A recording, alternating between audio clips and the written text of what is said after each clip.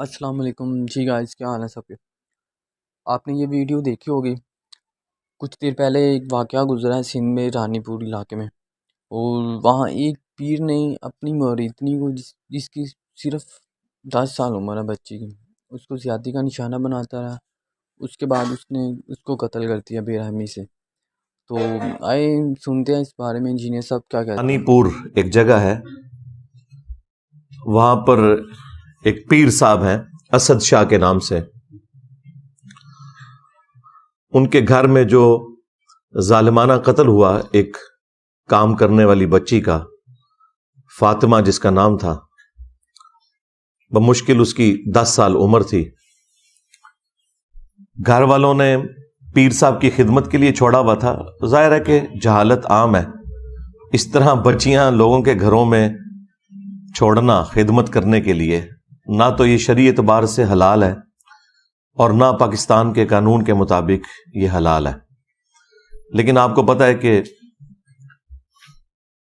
ہم لوگ نہ دنیا کے ساتھ مخلص ہیں، نہ دین کے ساتھ، نہ اپنی آخرت کے ساتھ.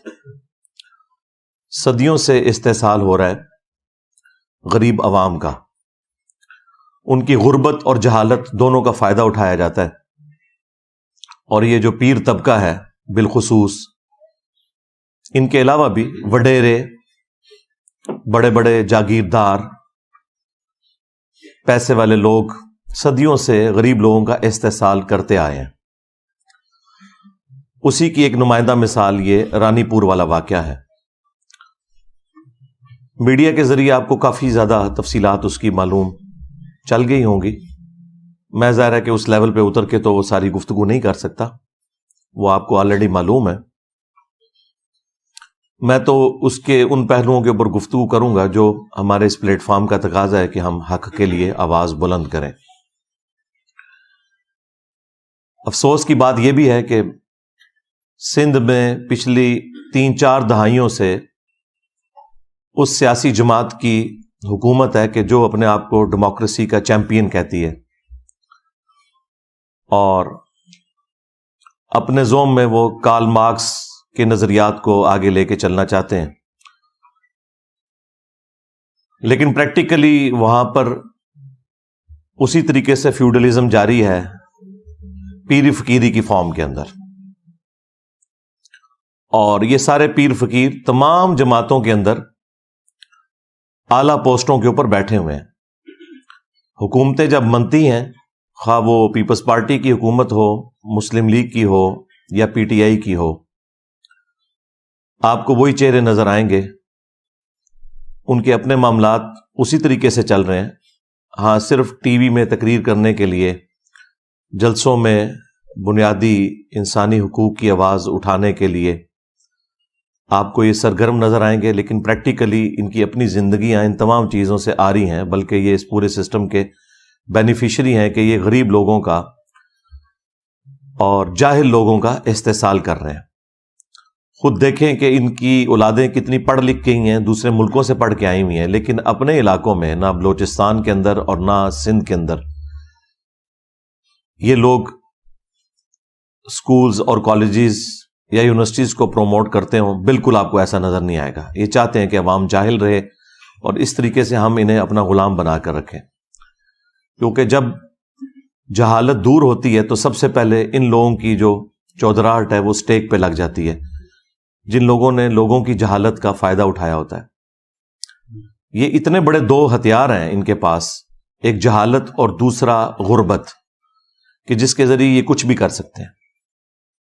ورنہ کس کا دل کرتا ہے کہ چھوٹے سے بچے، ہم خود بچوں والے ہیں، دوسروں کے گھروں میں خدمت کے لیے چھوڑ دیں،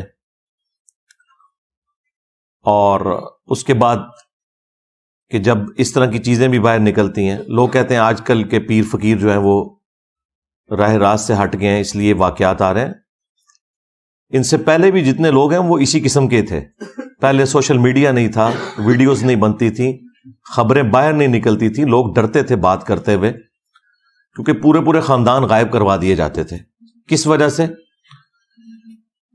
کہ اگر کوئی حق کے لیے آواز بلند کرے، حکومتوں میں بیٹھے ہوئے لوگ انہی پیروں فقیروں کے، جاگیرداروں کے بینیفیشری ہوتے تھے. اور یہ ان کے بینیفیشری ہوتے تھے.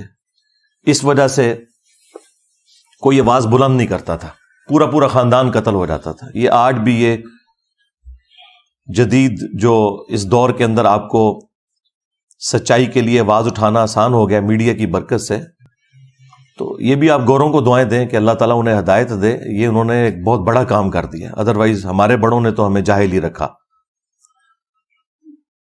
اب اس طرح کی صورتحال کے اندر سب سے پہلے تو میں ایجوکیٹ کروں گا مسلم عوام کو کہ آپ کب تک اپنے مذہبی پیشواؤں کے ہاتھوں, جاگیرداروں کے ہاتھوں, پولیٹیشنز کے ہاتھوں اس طرح یرغمال بن کے رہیں گے. یہ کون سا اسلام ہے کہ آپ چھوٹے چھوٹے بچے اور بچیاں ان سو کالڈ پیروں کے اور بزرگوں کے حوالے کرتے ہیں, اور اس حمام کے اندر سارے ننگے ہیں. 2 ہفتے پہلے ہم ایک جج کو ڈسکس کر رہے تھے, اس کے گھر میں ایک ملازمہ تھی, اس کی کتنی پٹائی کی جاتی تھی. جس طرح یہ اسد شاہ جو پیر ہے, اس کے گھر میں بھی اس کی بیوی اس کی پٹائی بھی کرتی تھی. وہی سیم صورتحال, اس کے جسم میں بھی کیڑے پڑ گئے, ہڈی ٹوٹی ہوئی تھی جب اس کی لاش کو غسل دے رہے تھے. لیکن وہ غریب طبقہ تھا, خاموش ہو گیا, اور انہیں دبا کر ان لوگوں نے یہ بیان دینے پر مجبور کیا کہ یہ بیماری کی وجہ سے مری ہے. اور وہاں کے ڈاکٹرز بھی ساتھ ملے ہوئے ہیں, پولیس بھی ساتھ ملی ہوئی تھی. یہ تو جب سوشل میڈیا کے اوپر اس طریقے سے آواز بلند کی گئی لوگوں نے, تو پھر جو سینئر پولیس کے آفیسرز ہیں وہ میدان عمل میں اترے ہیں, انہوں نے ایک دلیری دکھائی ہے اور اس پورے معاملے کو لیا ہے. اب تو آپ کو پتا ہے کہ پوسٹ مارٹم بھی ہو چکا ہوا ہے اس بچی کا, اور وہ سب کچھ ثابت ہو گیا ہے. اس کا جسمانی استحصال بھی ہوا ہے اور جنسی استحصال بھی ہوا ہے. ایک ایک چیز میڈیکل رپورٹ کے اندر آ چکی ہے. 10 سال کی بچی, اور دیکھیں اس کی زندگی کے آخری لمحات کیمرے میں بھی کیپچر ہیں, جس میں وہ تڑپتے ہوئے جان دے رہی ہے. پہلے اس کی ورڈک آئی تھی کہ ہم تو بڑے نیک لوگ ہیں, ہم تو اپنے ملازمین کو بھی اپنے ساتھ اپنے کمرے میں سلاتے ہیں کیونکہ گرمی ہوتی ہے, اور کیمرے ہم نے اسی لیے لگائے ہوئے ہیں کہ تاکہ یہ ملازمین چوری نہ کریں. اور بقول پیر کے کہ وہ ویڈیو ہم نے خود عام کی تھی یہ بتانے کے لیے کہ یہ اپنی نیچرل ڈیتھ مری ہے, یہ بیمار تھی. اور میڈیکل رپورٹ بھی جعلی بنوا لی انہوں نے. وہ تو جب اس کی لاش کا پوسٹ مارٹم ہوا ہے تو سارے معاملات کھل گئے کہ سب کے سب لوگ ملے ہوئے تھے, چاہے پولیس ہو, خواہ ڈاکٹرز ہوں, اور خواہ ان کے اپنے مریدین ہوں. حتیٰ کہ وہ جو کچے کے علاقے کے ڈاکو ہیں وہ اب ویڈیوز بنا کے یہ کہہ رہے ہیں کہ ہمارے پیر صاحب کے بارے میں جس نے بھی کوئی گفتگو کی ہم اسے نہیں چھوڑیں گے. یعنی ڈاکو بھی ان کی سپورٹ میں نکل آئے. یہ ان کی فضیلت کے لیے کافی ہے یہ بات. وہ صحافیوں کو, پولیس کو, میڈیا کے لوگوں کو دھمکیاں لگا رہے ہیں. تو یہ سارے ایک دوسرے کے بینیفیشری ہیں, کیونکہ یہی وڈیرے اور پیر انہیں پالتے ہیں ڈاکوؤں کو, اور ان کے ذریعے عوام کے اوپر اپنی دھاک بٹھا کے رکھتے ہیں, اور وہ ان کے لیے کام کرتے ہیں. بہرحال اس وقت میڈیا کے اندر جتنی اس کی آواز بلند ہوئی ہے اور جس طریقے سے ٹیک اپ کیا ہے ہماری پولیس نے اور باقی اداروں نے, تو مجھے لگ رہا ہے کہ انشاءاللہ یہ منطقی انجام تک معاملہ پہنچے گا. اور وہ تو جیل کے اندر ہے, اس کی بیوی غائب ہے, پری ریسٹ بیل لی ہوئی ہے, لیکن ظاہر ہے کہ وہ بیل تو خارج ہو جائے گی, وہ زیادہ عرصہ نہیں بیل رہتی. جس طرح وہ جج کی وائف کی بھی فارغ ہو گئی تھی اور وہ بھی اندر ہے, جج کو بھی اس کو نوکری سے فارغ کر رہے ہیں. اس کے ساتھ بھی اب اس طرح کا معاملہ انشاءاللہ مستقبل میں ہوگا. شواہد کی بنیاد کے اوپر لگ رہا ہے کہ یہ اب بچنے والا نہیں انشاءاللہ تعالی. تو میں عوام الناس سے ریکویسٹ کر رہا تھا کہ آپ لوگ بھی ان کے ہاتھوں یرغمال نہ بنیں. خدا کے لیے اپنے دین کی حفاظت کریں, اپنی آخرت کی حفاظت کریں, اپنی اولاد کی حفاظت کریں. Subscribe now and press the bell icon. Never miss an update.